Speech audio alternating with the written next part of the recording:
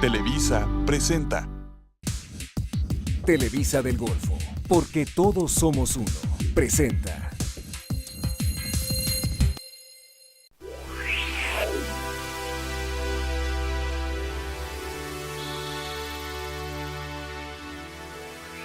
Siempre ha sido un médico muy comprometido con los pacientes, sobre todo en el aspecto tan importante de brindar información para que todos los pacientes pues tengan herramientas que les permitan cuidar mejor su salud. Muchas gracias, Martín. Martín.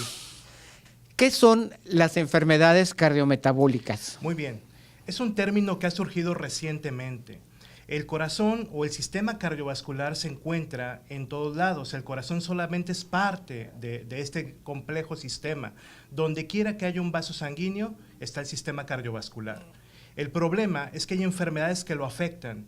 Estas enfermedades metabólicas, como la diabetes y el colesterol, dañan a todo el sistema cardiovascular.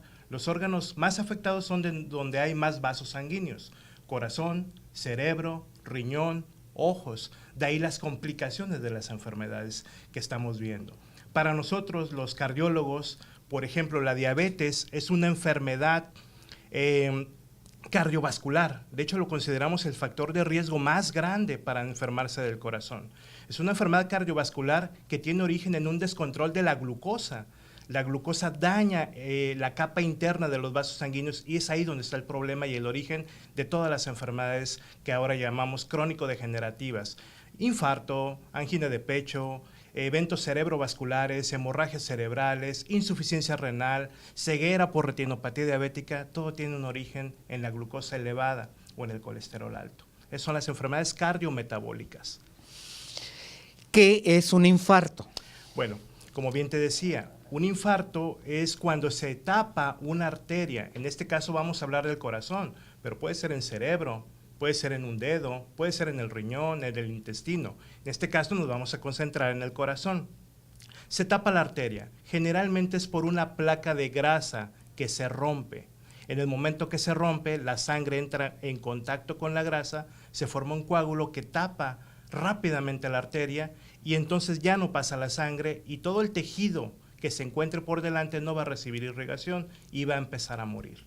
En el cerebro, en 4 minutos se empieza a morir las células cerebrales. En el corazón, a los 20 minutos. ¿Cuáles son las causas de un ataque al corazón? Mira, quizá debemos hablar más bien de los factores que nos predisponen a tener un infarto, ¿sí? Existen factores que llamamos clásicos y existen factores no tan clásicos. El clásico, ser hombre. El hombre se enferma más del corazón que la mujer.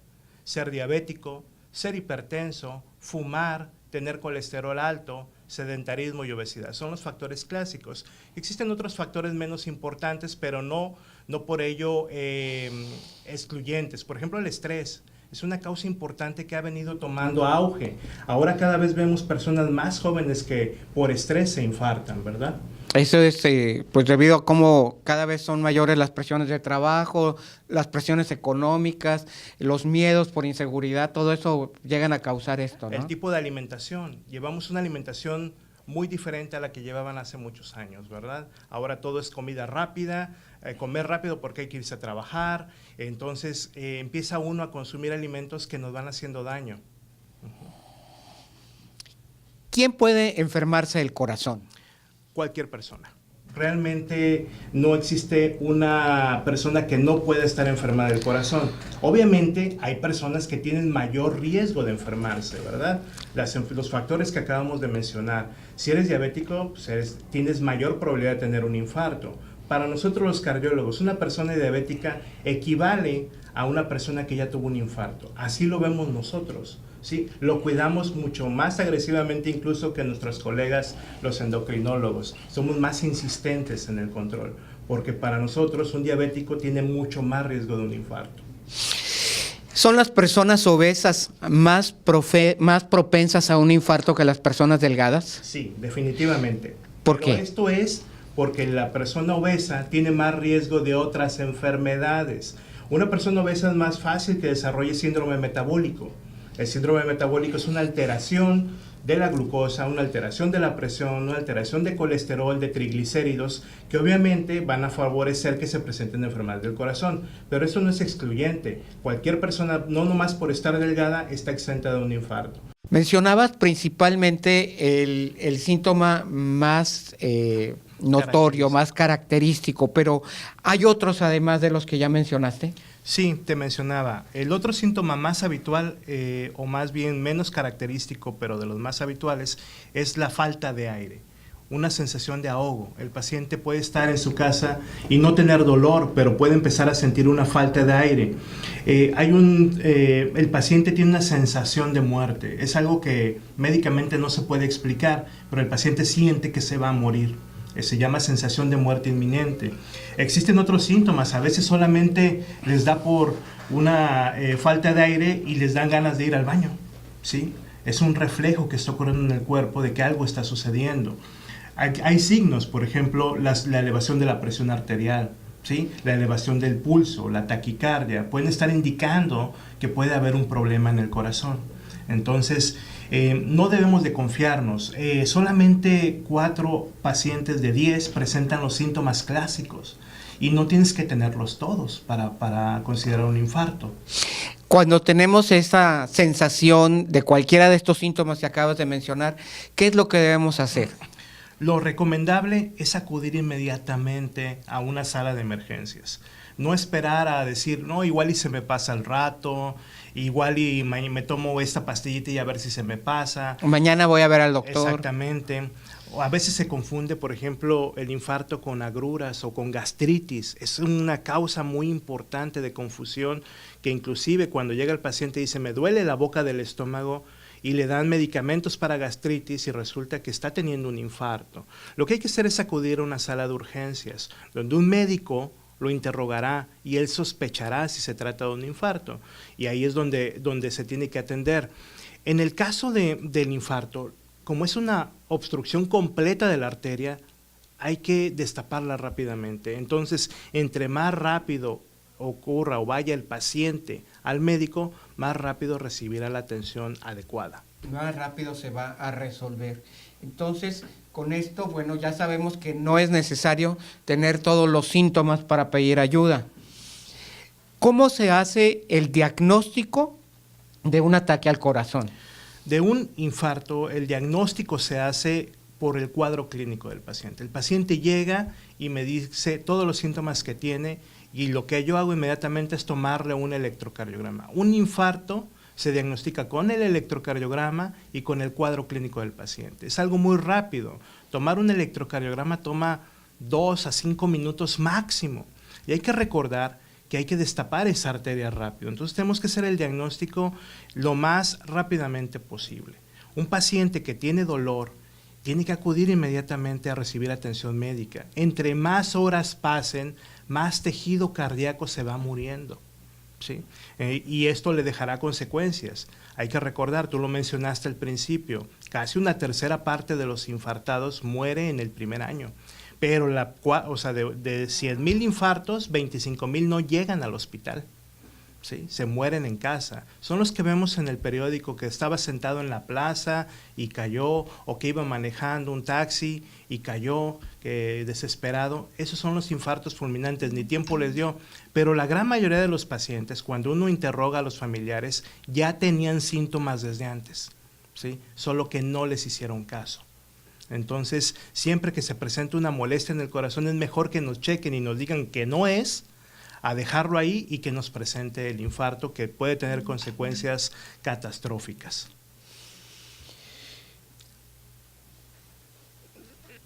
Una vez que llegamos a la sala de urgencias y que ya se diagnostica el infarto, hablabas del tratamiento, de que hay que destapar la arteria. ¿Cómo se lleva a cabo? Sí, en el mundo actualmente existen 2 estrategias para destapar una arteria. La estrategia farmacológica, es decir, con medicamentos, y la estrategia invasiva, que es meternos a la arteria, meter algunos dispositivos, alambres, balones, mallas metálicas para destaparla. Lo más importante para el tratamiento del infarto es el tiempo. Nosotros, de acuerdo a las guías internacionales, sabemos que tenemos 12 horas para tratar un infarto. Solamente 12 horas. Si el paciente tuvo el dolor ayer y me llega hoy ya con el infarto, ya no voy a intentar destapar la arteria porque el tejido cardíaco ya se murió, ¿sí? Entonces lo que tengo que hacer ahora es evitarle otra complicación al paciente. Por eso la importancia de que el paciente acuda con el médico en lo que nosotros llamamos la hora dorada. La primera hora en la cual el paciente presenta los síntomas, casi siempre podemos resolver el infarto al 100%. No hay problema, ¿sí? Entre más horas pasen, más dificultades vamos teniendo y va dejando una secuela el infarto. Aunque yo destape la arteria, si ya estuvo tapada 5 horas, lo que se murió de tejido cardíaco esas 5 horas no lo voy a recuperar. Pero en la primera hora, meter el medicamento, que es una especie de anticoagulante, deshace los coágulos del cuerpo. Deshace el coágulo y permite que pase ya la sangre y todo se empieza a resolver. El daño que ya haya tenido, ese no lo podemos quitar, pero sí podemos prevenir más daño. La ventaja de la estrategia invasiva es que tiene una tasa de resolución de más del 95%. Es decir, si un paciente me llega con un infarto y yo lo meto a la sala de hemodinamia y le destapo la arteria, en el 95% de las veces vamos a tener un buen resultado, ¿sí? Con el medicamento es el 60%. Pero bueno, sabemos que no está disponible en todos lados tener una sala de hemodinámica como la que tenemos en Semaín.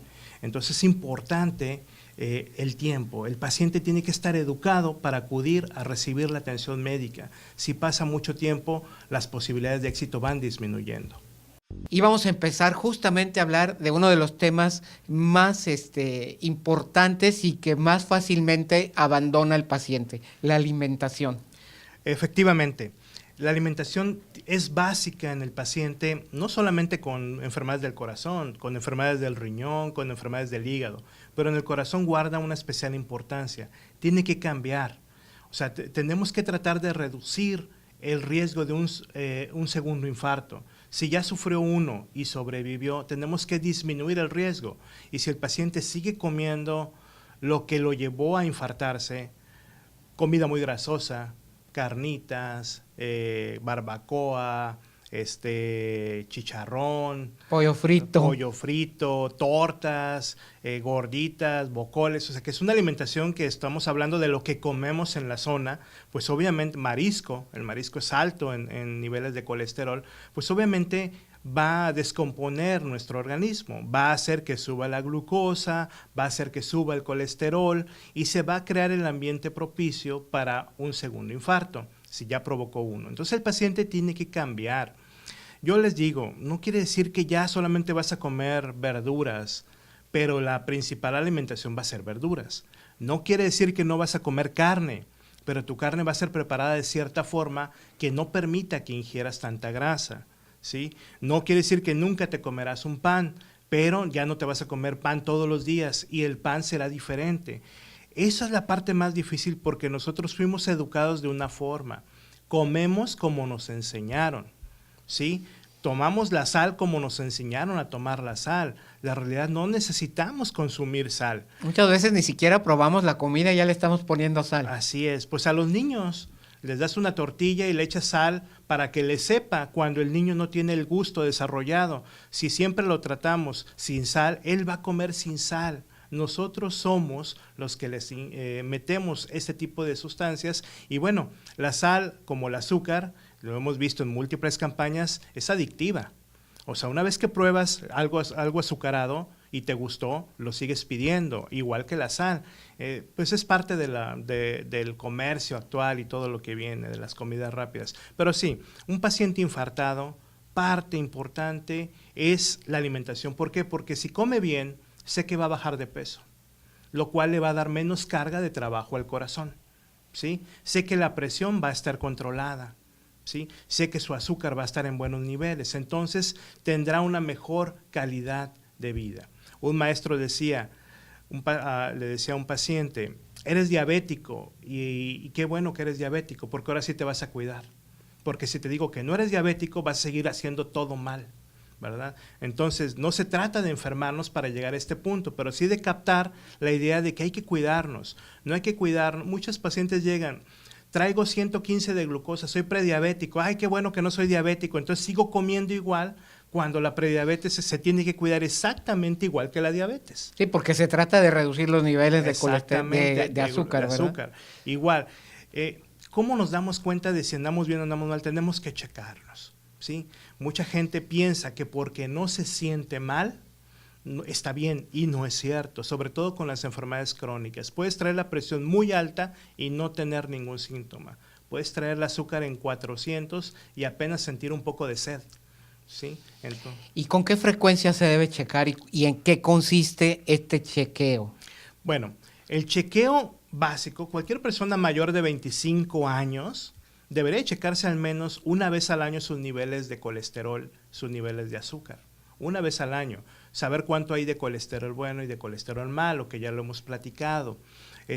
Si sales bien, pues hazte los exámenes cada año, no hay ningún problema, de sangre, ¿sí? Existen otros exámenes ya encaminados al corazón, de los cuales hablaremos más adelante, pero algo básico, no tienes que estar tampoco pegado al doctor 100%, pero sí llevar un programa de decir, bueno, es principio de año, me voy a checar, voy a ver cómo ando para detectar, recordar. Si yo traigo ahorita 250 de colesterol, no me va a dar ningún problema ahorita. Me lo va a dar en 15 años cuando ya tenga la arteria tapada por haber traído el colesterol desde ahorita alto. Ese es el problema. Y es la parte que a veces resulta compleja. A veces es complejo decirle al paciente, tienes que tomar medicamento para algo que ni siquiera tienes un síntoma, pero se trata de prevenir. Y eso es interesante. Este año, recientemente en Nueva Orleans, fue el Congreso Americano del Corazón y se concluyó que tenemos que tratar para aumentar la sobrevida de los pacientes, es decir, para que vivamos más, tenemos que bajar los niveles de colesterol a niveles muy bajos y eso habla de que tenemos que iniciar a veces tratamiento desde los 25, 30 años para prevenir un infarto, ¿sí? Es interesante porque algunos cardiólogos se oponen a darle medicamentos para el colesterol a personas que son jóvenes y no tienen otro factor de riesgo, pero estamos viendo las consecuencias. Cada vez vemos más jóvenes infartados. Yo atendí recientemente un paciente de 22 años con un infarto, ¿sí? Atendí un poquito más de tiempo, una mujer de 26 años con un infarto y tenía arterias como si tuviera 60 años y fumara, y no tenía nada de eso, tenía una mala genética, tenía colesterol elevado desde su adolescencia, ¿sí? Entonces, ¿cómo darnos cuenta de una enfermedad que no se siente? Chécate. No cuesta nada ir a hacerse un chequeo de colesterol, de triglicéridos al año, ¿sí? Aparte es muy económico, entonces el dejarlo todo a esperar a que nos caiga la enfermedad, pues es demasiado triste, ¿verdad? La visita al cardiólogo, ¿a quién está recomendada? La visita al cardiólogo. Realmente si tú no tienes ninguna enfermedad y quieres saber cómo andas, haces una visita habitual al cardiólogo con tus exámenes de colesterol. Una vez que ya hiciste tus exámenes. Te recomiendo que nos visites a cualquier cardiólogo. Llegas, yo evalúo tu perfil de riesgo, ¿sí? Si tú eres deportista, haces ejercicio, no tienes ninguna enfermedad, tus niveles de colesterol están bien, tu electrocardiograma basal está bien, no tienes historia familiar y tienes menos de 40 años, pues cada 3 años date una vuelta con el cardiólogo, ¿verdad? No hay tanta necesidad de estar cada año. Pero si tienes más de 40 años, ¿sí? Y tienes algún factor de riesgo, que puede ser fumar, nada más, sí se recomienda acudir al menos una vez al año con el cardiólogo para que te practique un estudio. Los estudios van encaminados, le llamamos estudios inductores de isquemia, es decir, son estudios que provocan que si hay un problema, lo detectemos a tiempo.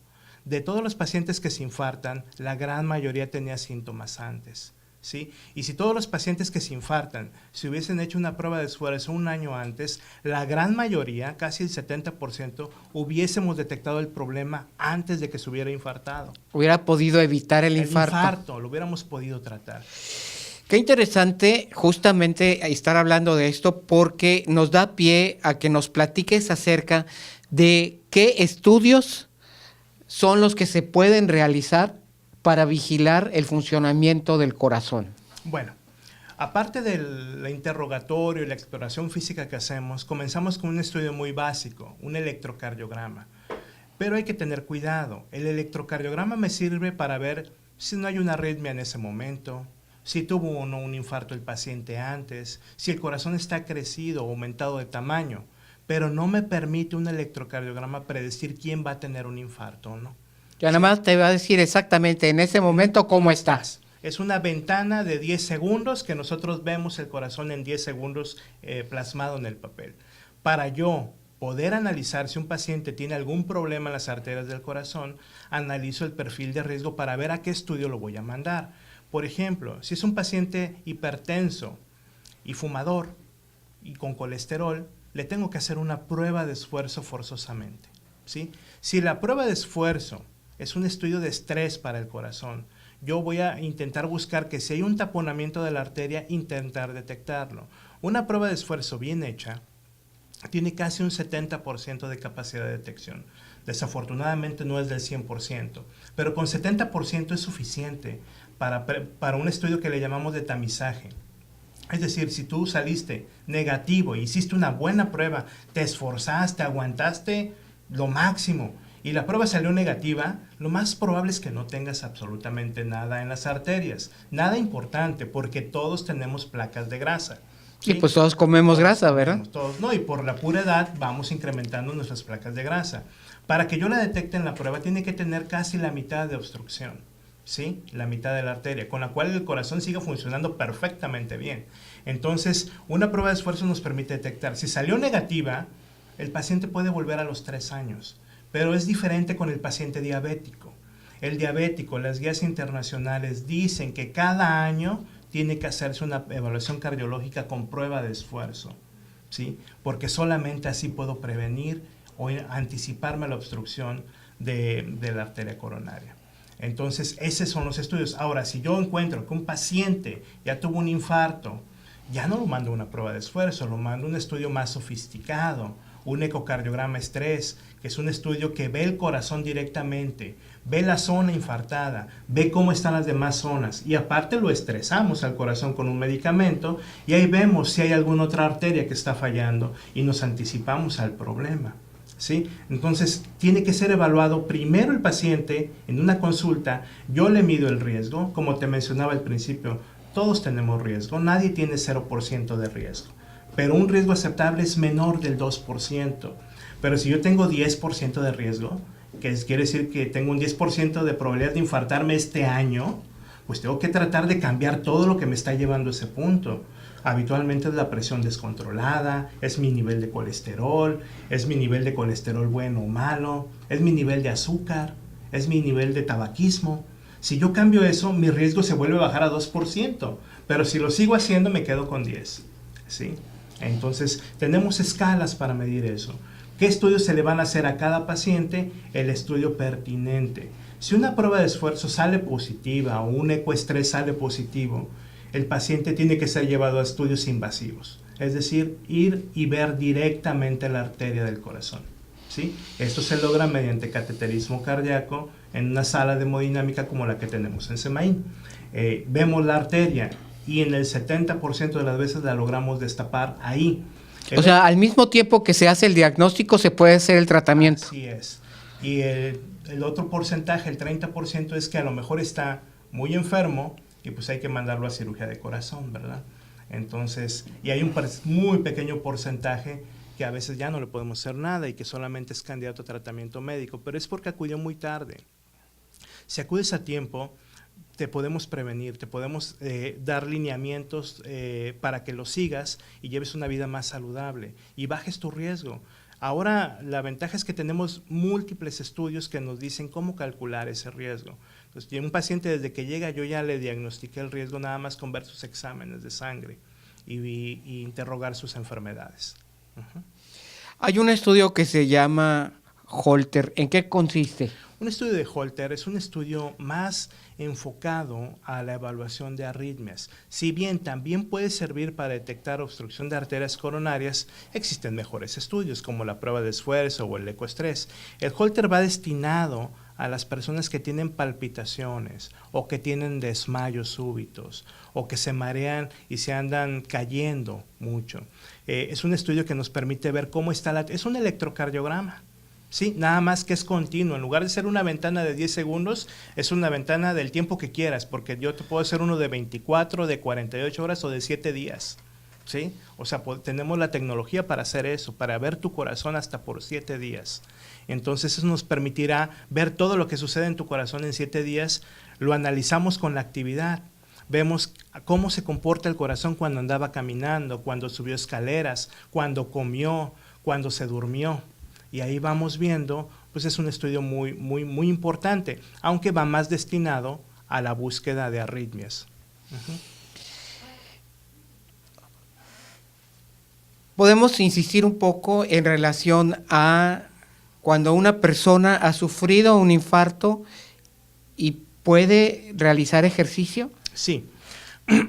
Una persona que sufrió un infarto, una vez que ya salimos de la etapa aguda que decimos, que ya le pusimos el tratamiento, que ya disminuimos el riesgo, pues tenemos que hacer estudios antes. Antes de indicarle ejercicio, yo le voy a hacer estudios. Los estudios son los siguientes. Primero hago un ecocardiograma. Un ecocardiograma me va a permitir ver el porcentaje de daño del corazón. Cuando yo vea el porcentaje de daño, yo ya sé hasta qué actividad puedo llevar al paciente. ¿Sí? Se va a saber qué tan dañado quedó. Qué tan dañado quedó el corazón después de un infarto. Si el corazón quedó muy dañado, lo vamos a llevar más lento. Si el corazón quedó con poco daño, lo vamos a llevar más rápido a reincorporarse a su vida normal. ¿Sí? Si el corazón quedó dañado, lo que sigue es hacer, en este caso, un estudio de Holter, porque la causa más frecuente de muerte en el infarto es lo que llamamos la muerte eléctrica nosotros. El corazón hace una arritmia fatal. Entonces yo les hago un Holter para ver que no tenga arritmias y si las tiene, darles el antiarrítmico correcto para prevenir la muerte por arritmias. En Estados Unidos, si un corazón sufre un daño del 40% de su función total, les ponen un aparato que se llama desfibrilador. Son como los que vemos en las películas que les dan choques eléctricos, nada más que este aparato va por dentro. Porque si el paciente tiene una arritmia, le va a dar una descarga por dentro. ¿Por qué? Porque la causa más frecuente después de un infarto de muerte es la arritmia. Entonces nosotros lo que hacemos, en México no tenemos ni los recursos para ponerle, porque un aparato de esos cuesta 400 a 500 mil pesos, pues, pero sí tenemos medicamentos que funcionan casi igual que ese aparato. Entonces, si yo detecto que el paciente tiene arritmias después de un infarto, le doy el antiarrítmico, ¿sí? Después ya viene que lo voy llevando con rehabilitación cardíaca y le voy indicando la capacidad de ejercicio que puede llegar a hacer y generalmente los llevamos. En esta semana le hacemos una prueba de esfuerzo pequeña, ¿sí? Vamos viendo cómo se siente. La siguiente semana hacemos una más fuerte, más fuerte. Al plazo de 1 mes a 2 meses, el paciente casi podrá caminar de aproximadamente 1 kilómetro sin ayuda, si es que lo logramos llevar bien. Tenemos gran cantidad de medicamentos que nos permiten llevar a los pacientes a reincorporarse. Y una vez que logra ese kilómetro, tiene que mantenerlo. Sí, nosotros les damos las indicaciones, pero él lo tiene que hacer en casa también. Si nada más va a hacer el ejercicio con nosotros, pues obviamente no se va a poder. Es para guiar al paciente. Para que haga el ejercicio de todos los días. De todos los días, pero aparte para que lo haga con seguridad, porque gran parte de los pacientes no hacen el ejercicio por temor, sí, porque escuchan, se infartó, tiene que estar sentado. No, que no haga esto, que no haga lo otro. Sí hay esfuerzos. Por ejemplo, yo le repito a mis pacientes, no cargues objetos pesados. ¿Por qué? Porque eso implica para el organismo que el corazón tiene que funcionar un 30% de golpe, más rápido. Entonces, no. Evita agacharte mucho porque eso también implica un esfuerzo. Pero caminar, yo habitualmente los dejo caminar lo que quieran y lo que toleren, siempre y cuando yo ya tenga un estudio que me diga que lo pueda hacer con seguridad. ¿Sí? Es lo que hacemos nosotros, incorporar al paciente a una vida normal. No es vida que un paciente se vaya a quedar sentado para siempre, ¿verdad?